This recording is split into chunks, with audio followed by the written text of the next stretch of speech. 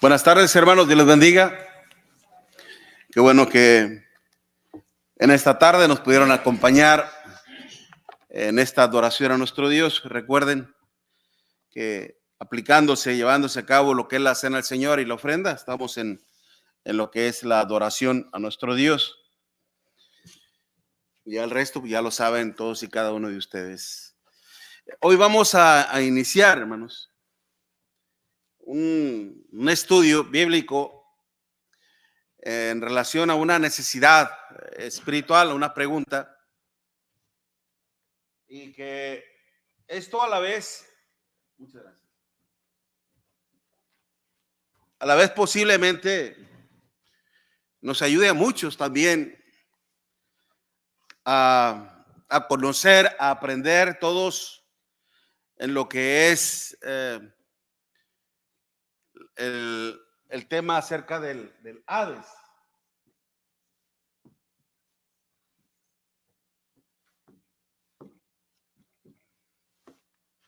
Ahorita vamos a dar una explicación de lo qué significa la palabra Hades.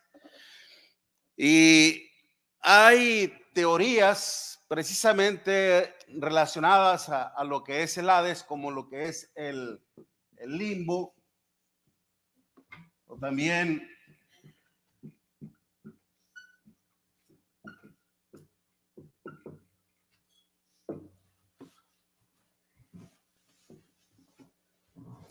el limbo, y a la vez también el purgatorio.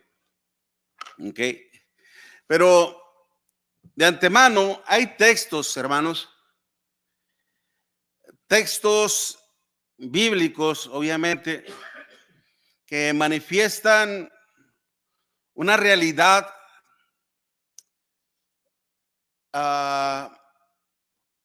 terrible, una realidad meramente terrible y muy lamentable en relación precisamente a la muerte y lo que sucede después de la muerte. Sin embargo, teorías como el limbo y el purgatorio, cuando hablamos de teorías, son meramente especulaciones, proposiciones, sugerencias, son declaraciones, vaya, que no tienen bases fundamentales para declarar que eso es realmente cierto. A eso es lo que comúnmente se le llama como una teoría, que no está comprobado. Vaya, no tiene evidencias concretas con las cuales se pueda declarar esa enseñanza como verdadera y auténtica. En relación al Hades, esa palabra sí se menciona en la Biblia. El Hades lo menciona nuestro Señor Jesucristo. Pero como les digo, hay verdades que son de alguna manera malas noticias, terribles noticias para todo ser humano. Podríamos decir, Romanos 6:23, la paga del pecado es muerte. Y cuando Pablo habla de la muerte, hermanos, no está hablando de una muerte física. En tal caso, en el momento en que uno peca, ¡pum!, ahí caería muerto. No se refiere a una muerte física, sino que se refiere a una muerte espiritual y a la vez que podría ser eterna. Pero también, de hecho, hermanos, en los evangelios, según Mateo, Marcos, Lucas y Juan, la palabra obviamente está relacionado también lo que es la palabra infierno, que se menciona 13 veces en el Nuevo Testamento. 13 veces hace mención Mateo, Marcos, Lucas y Juan la palabra infierno. Y textos, como le digo, mencionaba precisamente Romanos capítulo 6, versículo 23. Podríamos también referirnos en Lucas capítulo 12, versículo 15, si usted va conmigo. Lucas 12 y en el versículo 5 dice el Señor: pero yo os enseñaré a quién debéis temer. Temed a aquel que después de haber quitado la vida, tiene poder de echar en el infierno. ¿Ok? Y luego dice el Señor: sí, os digo, a este temed. Es una realidad. El infierno existe. He escuchado a personas, pastores, dizque maestros de la ley, que dicen que así como el diablo es un ser ficticio, imaginario, inventado por el hombre, así también el infierno es un lugar ficticio. Que no existe el infierno, que el infierno está aquí en la tierra. Okay. Que el infierno está aquí en la tierra, o que cuando uno muere prácticamente ya está en el infierno. Pero para mucha gente, tanto el diablo, Satanás o el infierno, hermanos, son cosas ficticias, inventadas, ¿no? Pero vemos aquí que el Señor nos habla precisamente de a quién debemos de temer. Si no tememos a Dios, nuestro Señor Jesucristo dice, Él tiene poder para quitarte la vida, para destruir tu cuerpo y tomar tu alma y arrojarla al infierno. Luego vamos a aclarar también lo que significa esa palabra infierno. Pero estoy hablando solamente de textos que nos mencionan una terrible realidad, como esta, o vaya conmigo en segunda de primera de Tesalonicenses, capítulo 4, primera de Tesalonicenses, capítulo 4, versículo 13. Primera de Tesalonicenses, capítulo 4, versículo 13. Dice la palabra del Señor: tampoco queremos, hermanos, que ignoréis acerca de los que duermen. Ese término se aplica, hermanos, únicamente a los que no mueren eternamente. Ese término de duermen se aplica única y exclusivamente a los que mueren en el Señor, que no están muertos, sino que solamente están descansando de sus buenas obras. Por eso dice, tampoco queremos, hermanos, que ignoréis acerca de los que duermen, para que no os entristezcáis como los otros que no tienen, ¿qué dice? Esperanza. Okay. Acuérdese, la palabra esperanza, elpis en el griego, implica una espera feliz. Todos los que morimos en el Señor, nos vamos de aquí con la esperanza segura, viva, de que vamos a ver a quién, a Dios, tanto al Padre, al Hijo y al Espíritu Santo. Mediante el Evangelio nosotros tenemos una esperanza viva por la resurrección de Jesucristo. Pero aquí, cuando nos indica esto, tampoco queremos, hermanos, que ignoréis acerca de los que duermen, para que no os entristezcáis como los otros que no tienen esperanza. No todo el que muere tiene esta esperanza. Y es muy triste. Y es muy lamentable. Yo conozco una familia a quien admiro, los hermanos, grandes servidores de nuestro Dios, y lo digo para la honra y gloria de nuestro Dios. Son hermanos consagrados, dedicados a nuestro Dios, celosos en la obra de nuestro Dios. Unos hermanos, su hermano Rada, allá en Nuevo Laredo. Y es una familia numerosa. No sé si 12 o 14 por ahí, no recuerdo muy bien. Pero todos son cristianos, excepto uno, no lo era. Y fue el que murió. Imagínense el dolor tan terrible.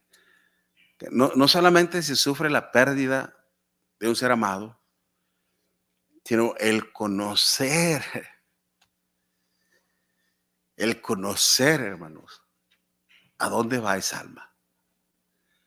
Cuando yo escuché a un hermano hablarnos sobre la responsabilidad de los padres hacia con los hijos, wow, hasta se me enchinó el cuerpo, hermanos. Me dio espanto. Y si hubiera sabido esto con mucha anterioridad, creo yo que me hubiera esforzado más todavía.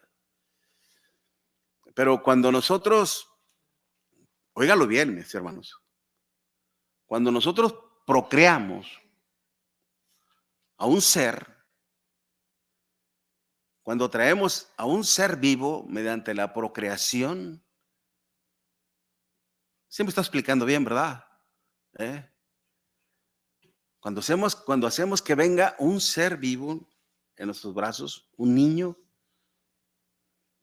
la responsabilidad que tenemos, hermanos, es tan grande. No solamente de educarlo, de vestirlo, de calzarlo, de alimentarlo, de guiarlo. Bueno, esa es la última palabra. De guiarlo, no solamente en el aspecto moral, familiar, social, sino más que todo espiritual. Espiritual. Porque no solamente hemos traído un pedacito de carne.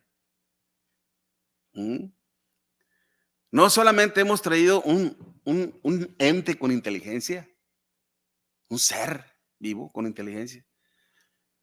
Hemos traído un alma, hermano.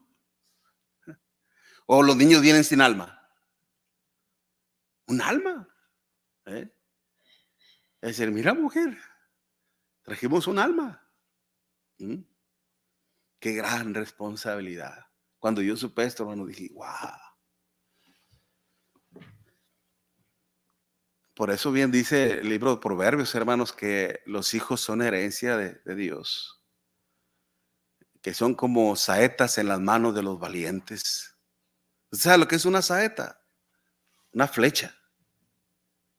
El arco somos nosotros. ¿Ok?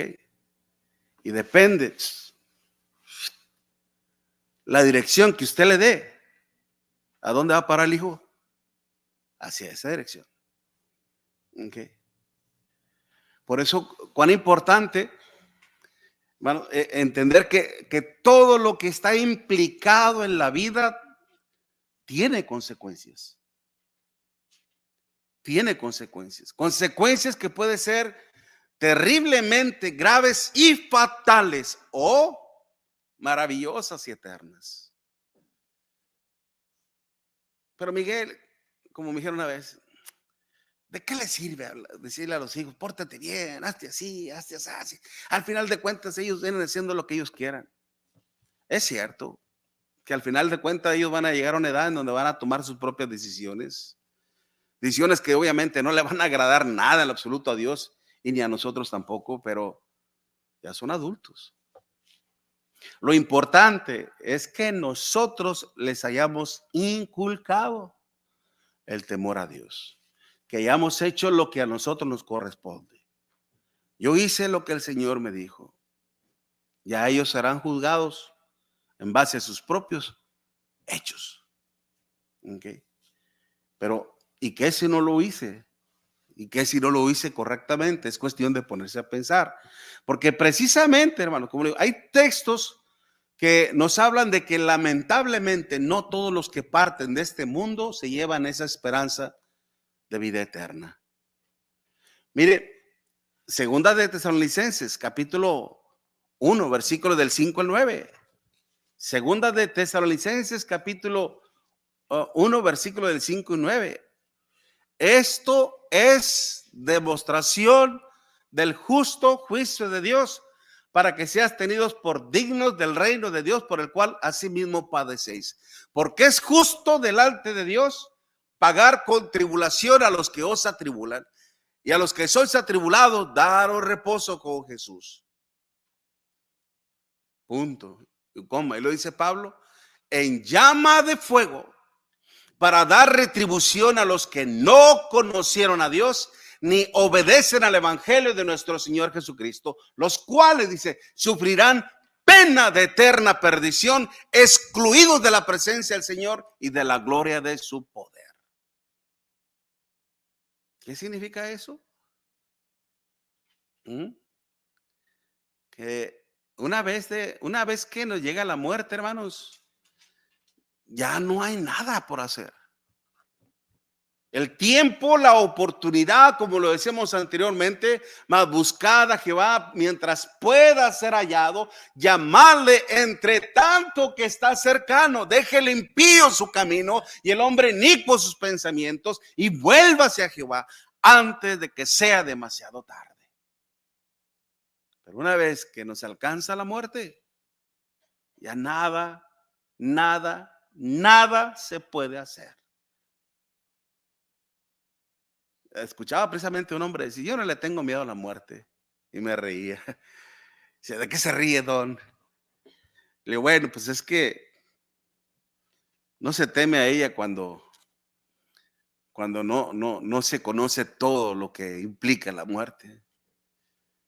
¿No? Y después salió uno, a mí se me pareció la muerte, que así, que así, que el otro. La muerte no es una persona. Ese sí es un ser ficticio. Cuando se le trata de dar personalidad. Es un acto en donde el espíritu vuelve a Dios y ya se acabó el corrido de Miguel. Hasta ahí llegó Miguelito. Okay. Como dice Santiago, porque así como el cuerpo sin el espíritu está muerto, así nuestra fe sin obras es muerta. Y está diciendo bien claro, el cuerpo sin el espíritu ¿está qué? Muerto. Esa es la muerte. Okay.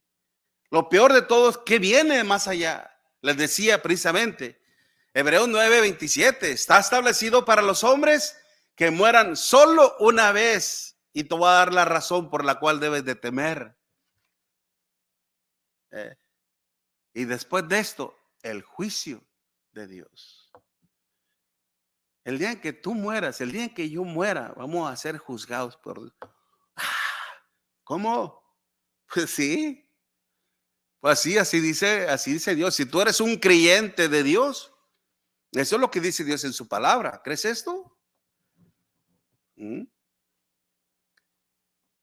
Y son textos, hermanos, que realmente es una gran verdad. Uno más todavía. Apocalipsis 21, versículos 7 y 8.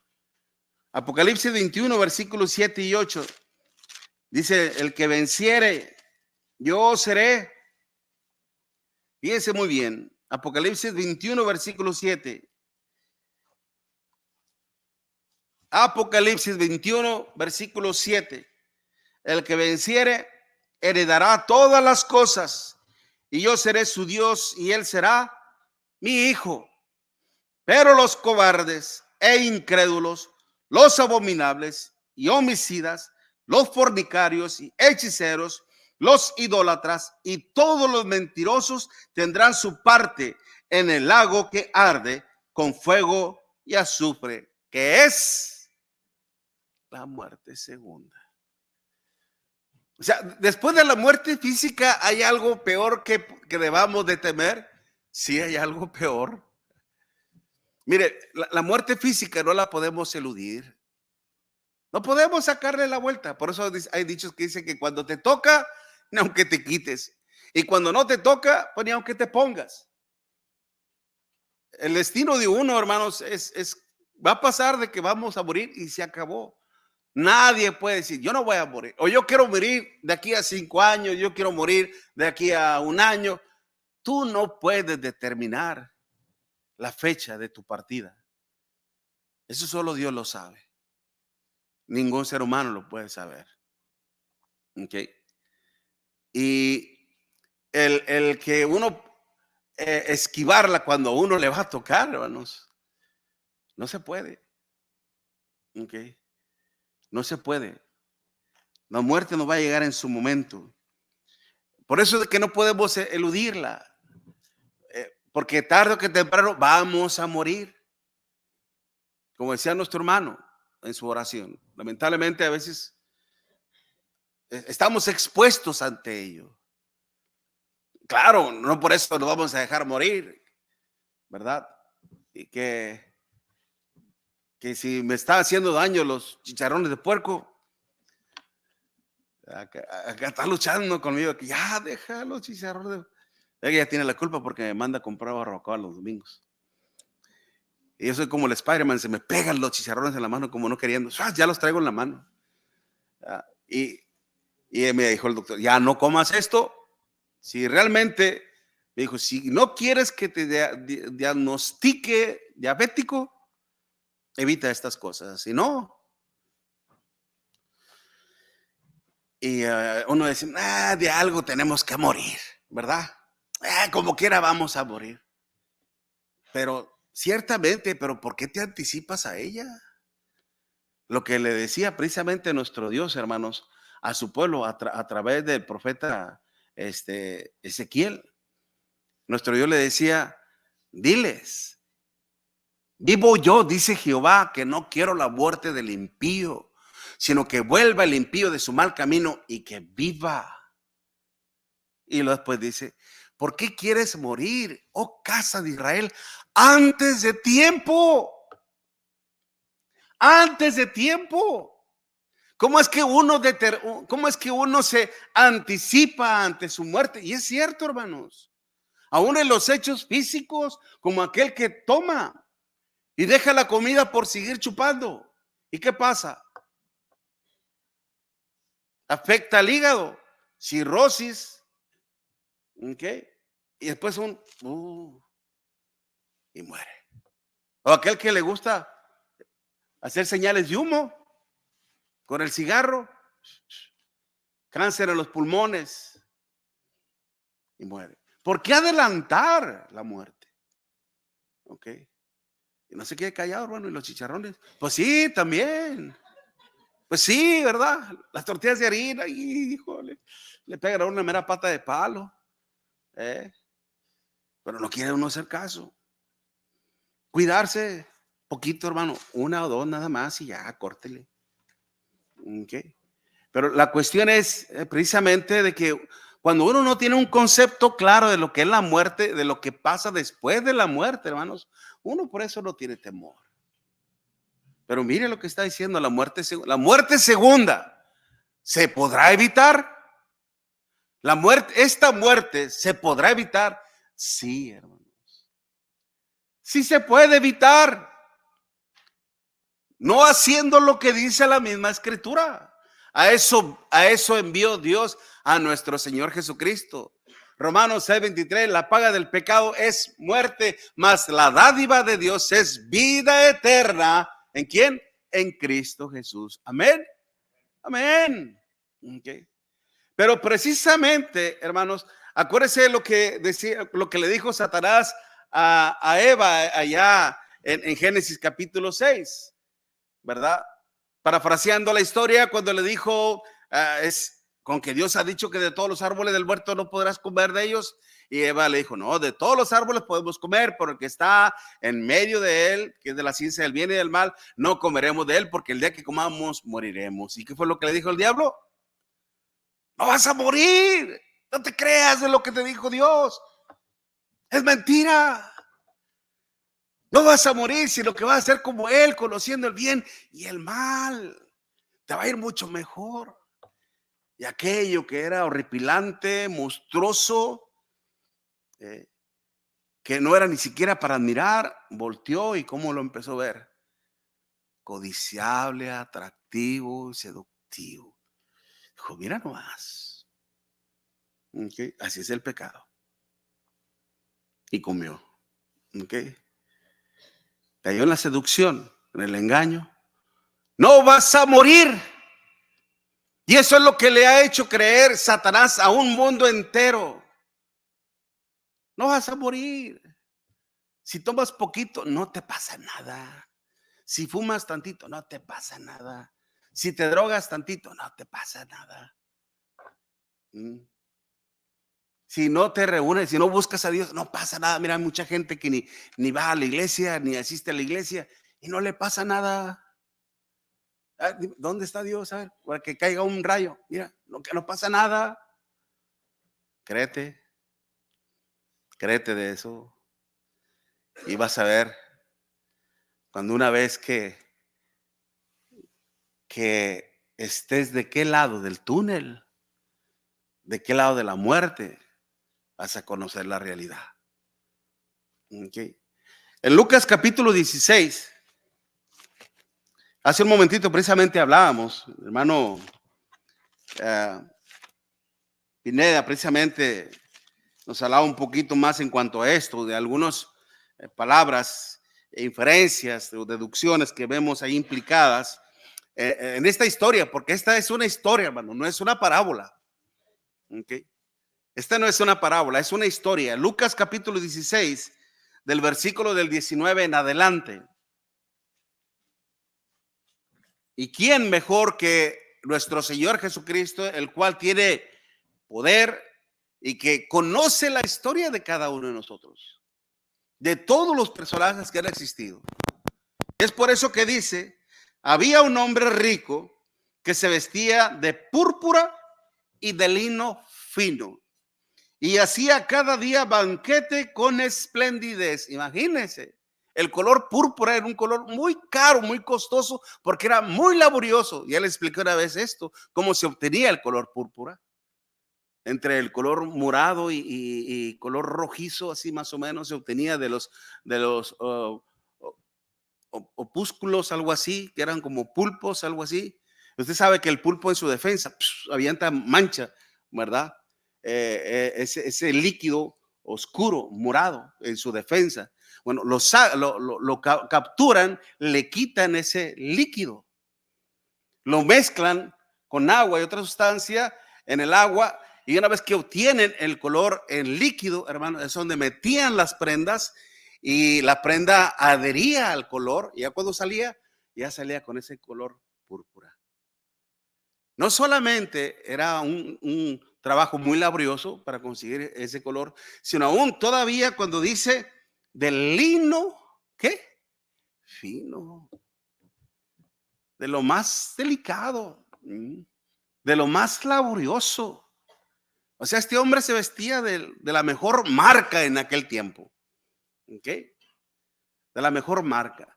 Y luego todavía dice que hacía cada día, todos los días, banquete. ¿Qué significaba eso? Comida en abundancia, mi hermano.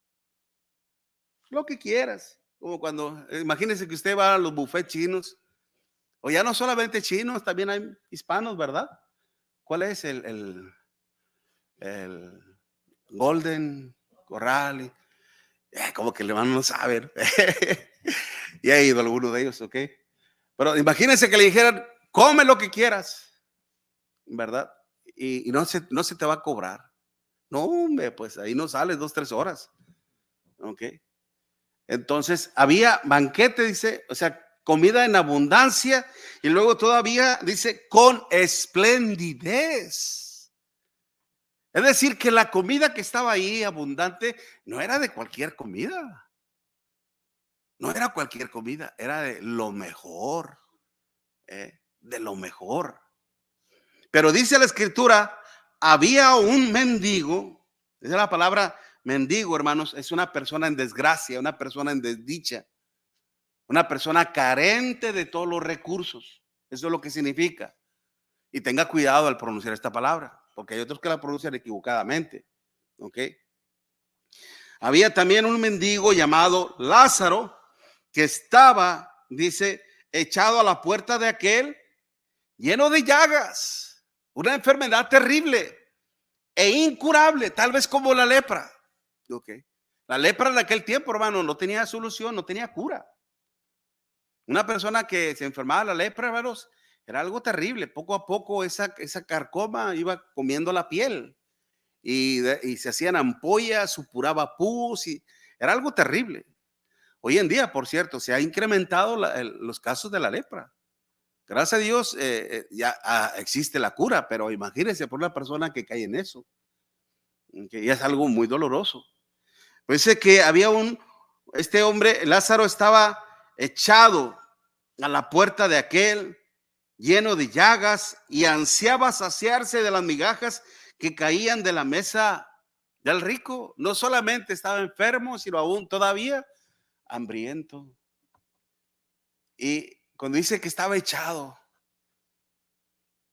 ¿qué significa eso, hermanos? Tal vez algunas personas dijeron, lo vieron en otra parte, y ¿qué estás haciendo aquí? Pues estoy esperando que alguien tenga piedad y misericordia a mí. Dice, pero pues nadie me da. Pues aquí no vas a obtener nada. Mira, te vamos a dar esto nosotros para que te alimentes, comas por este día. Pero ¿sabes qué? Vamos a llevarte a la casa del rico. A lo mejor ahí te va bien, ahí te va mejor. Esta persona tiene que salir de su casa y te va a ver y tal vez se compadezca de ti. Pues lo tomaron y lo llevaron y ahí lo pusieron. Por eso dice la escritura, hermanos, estaba echado a la puerta de aquel. ¿Cómo llegó? En realidad no sabemos, estamos infiriendo, deduciendo. Okay. El punto es, precisamente, aunque usted puede investigar, bueno, ya es otra cosa. Pero el punto es, hermanos, precisamente de que estaba lleno de llagas, ansiaba saciarse las migajas que caían de la mesa del rico, y aún los perros venían y le lamían las llagas. Como decía nuestro hermano, tal vez algunos animales detectan el cáncer. Usted sabe, ¿no? Que cuando empiezan a lamer la piel, indicando que posiblemente hay un mal ahí, ¿no? Y se ha detectado la presencia del cáncer a través de algún animal. ¿Quién sabe? Pero aquí no sabemos de ciencia cierta. Lo que sí, a lo mejor ya se lo querían comer, no, pero era algo terrible, porque la saliva del perro, hermanos, también es algo que puede provocar infecciones. Okay. Entonces, en sí nos está mostrando la condición terrible de esta persona.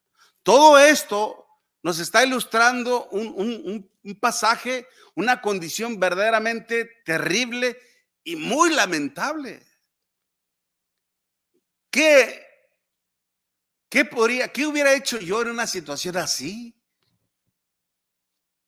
¿Qué hubiera hecho usted ante una situación así? Como hay gente, hermanos, que lamentablemente por algún cáncer están viviendo algo muy parecido. ¿Qué hubiéramos hecho? Hubiéramos blasfemado en contra de Dios, hubiéramos dicho como estas personas con las que yo platico, Dios no existe, porque si Dios existiera, no permitiría que yo estuviera en esta condición. ¿Cuántas personas, hermanos, son detectados con un tumor, con un cáncer que ya irreversible, que ya no se puede hacer nada y que lo diagnostican con 3 o 6 meses de vida? Dice, pero lo que podemos hacer a través de un proceso de quimioterapia, un proceso de sanación, etcétera, etcétera, podemos alargar tu vida o podemos tal vez curarte el 85, el 75% del mal y puedes alargar tu vida todavía. Eso sí, es un proceso sumamente, altamente doloroso, etcétera. No, yo no quiero meter en ese proceso tan doloroso, tan cruel. Yo mejor quiero que me quiten la vida. ¿Sabe cómo se le llama eso?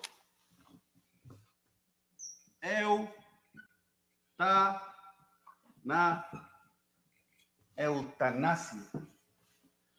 La palabra bueno o buena, ok. Tanasia, viene la palabra Thanos, muerte. Una muerte buena. El bien morir. Ok. Y muchos hermanos deciden que se les aplique la eutanasia. En algunos estados, por ejemplo en Texas, tengo entendido que no es permisible ejecutar, practicar la eutanasia. Se van a otro país o a otro estado. Y existen diferentes tipos de eutanasia. La eutanasia que le llama pasiva, en el sentido en que la persona renuncia a los químicos, a las medicinas, al tratamiento, renuncia a eso y simplemente se abstiene de entrar en un estado de sanación y se deja morir. Okay, esa es la eutanasia pasiva. La eutanasia activa es cuando se logra un permiso y se le inyecta. Ahora sí, ya voy a morir. Ya que se me vayan abriendo las puertas del cielo. Sí, tú, dale. Es decir, que mucha gente, hermanos, a través de esto, cree que le va a poner fin a su tormento, a su dolor, a su sufrimiento, a su problema. Tremenda sorpresa. Tremenda sorpresa. Y a veces esto es tan doloroso, hermanos, terrible. Creo yo que todos hemos sufrido la ausencia de un ser amado. Yo sufrí la ausencia primeramente de mi madre a los 17, 18 años. Cuánta falta me hizo mi mamá en esa edad. Y luego después de 5 años mi padre. Y luego mi hermano, el segundo. Y hace poquito el mayor. Sin Cristo, hermano. Lo peor de todo. Sin Cristo. ¿Okay? El saber en dónde están ahorita es terrible.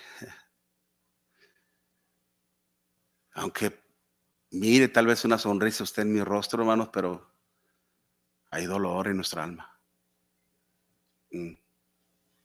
Ya no se puede hacer nada.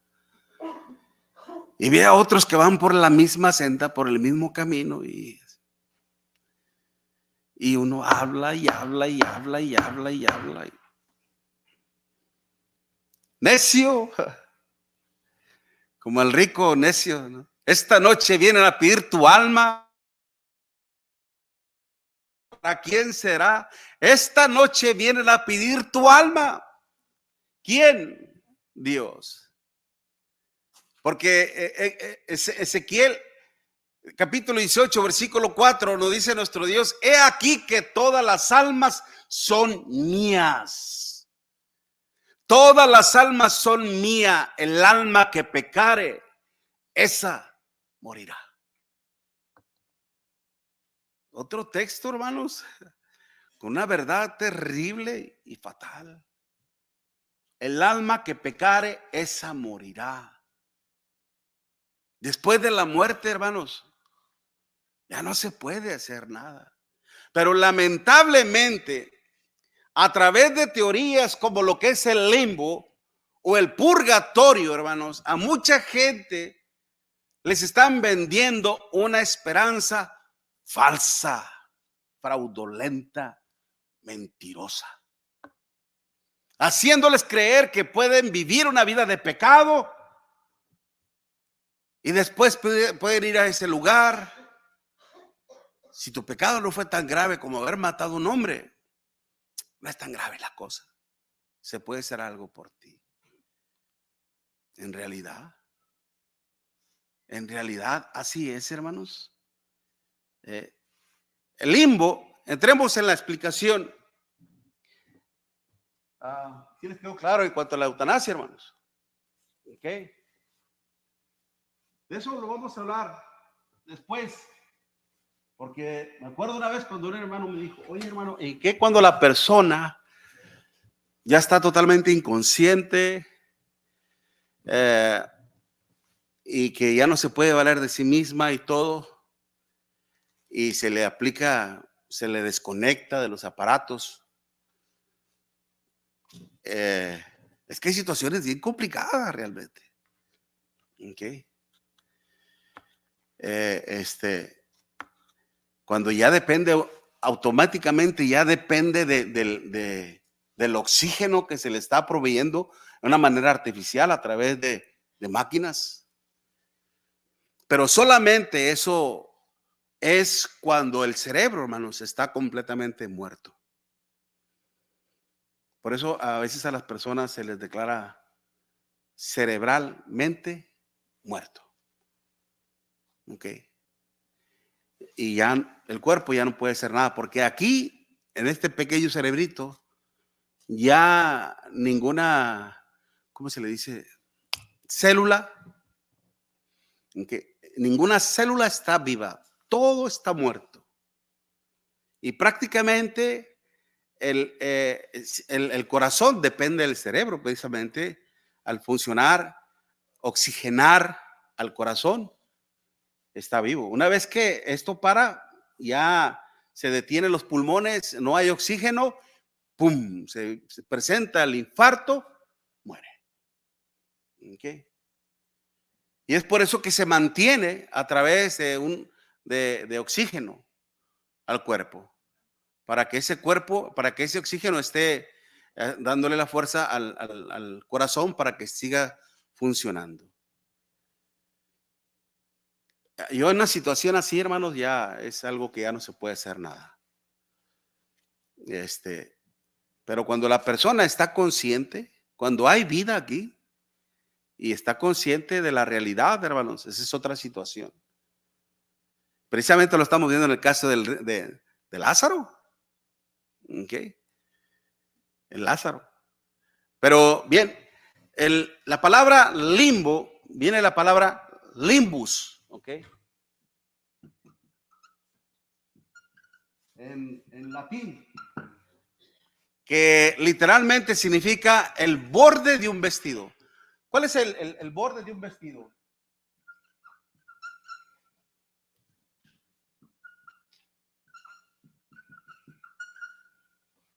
¿Cuál es el borde de un vestido? Lo más abajito, ¿verdad?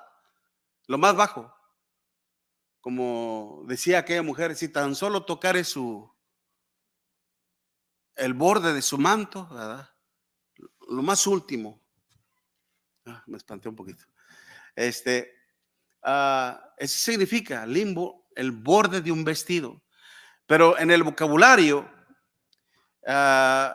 podríamos llamarle cristiano, la palabra limbo se refiere a dos regiones cercas al infierno. Uno es para referirse, según la gente, uno es para referirse al lugar de los patriarcas o al lugar de todos los que murieron justos delante de Dios y que con la muerte de nuestro Señor Jesucristo ya fueron liberados de ese lugar. Okay. Algunos enseñan ese tipo de teoría. Por ejemplo, en Primera de Pedro,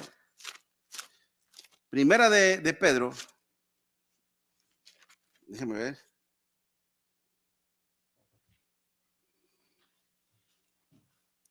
Primera de Pedro, capítulo 3, versículos 19 y 20. Ya me quedaron 5 minutos, hermanos. Bueno, nada, hermano, ¿cuál es el que va bien? ¿Aquel o este? Este. Ok, déjame, no leo. En el cual, versículo 19 y 20, en el cual también fue y predicó a los espíritus encarcelados, los que en otro tiempo desobedecieron, cuando una vez esperaba la paciencia de Dios en los días de Noé, mientras se preparaba el arca, en la cual pocas personas, es decir, 8, fueron salvas por el agua. Dice, hablando de nuestro Señor Jesucristo, en el Espíritu, dice el versículo 18, siendo la verdad muerto en la carne, pero vivificado en el Espíritu, hablando de nuestro Señor Jesucristo, en el cual, o sea, en esa condición, en ese cuerpo vivificado, fue y predicó a los espíritus encarcelados. ¿Quiénes son esos espíritus encarcelados? Dice el versículo 20, los que en otro tiempo desobedecieron a Dios, cuando una vez esperaban la paciencia de Dios en los días de Noé. ¿Quiénes son esos espíritus encarcelados? La gente contemporánea en el tiempo de Noé. ¿En qué tipo de encarcelamiento estaban? Algunos dicen, estaban en el limbo. Ahí estaban en el limbo. Y Cristo fue y les predicó. ¿Qué significa eso? ¿Qué significa eso? Si Cristo fue y les predicó a los que estaban supuestamente en el limbo, ¿para qué fue predicarles? ¿Para que se arrepintieran? ¡Oh, qué bien! Entonces yo puedo vivir una vida de pecado, robar, matar, mentir, etcétera, etcétera, etcétera. Y si muero, pues así como el Señor fue y les predicó a estos, tiene que ir a predicarme a mí también. para darme una segunda oportunidad, ¿verdad? Pero no es así, hermanos. Acuérdense que cuando se tuerce la palabra, hermanos, con algo, es precisamente para caerte en el convencimiento, en la mentira de Satanás y decirte, no vas a morir. No vas a morir, siempre vas a tener una oportunidad. Dios mediante, hermanos, seguimos con este tema el próximo domingo, mismo canal, misma hora y gracias. Ok, Dios mediante el próximo domingo, si Dios nos concede la vida y la salud, hermanos. Bendiciones, hermanos.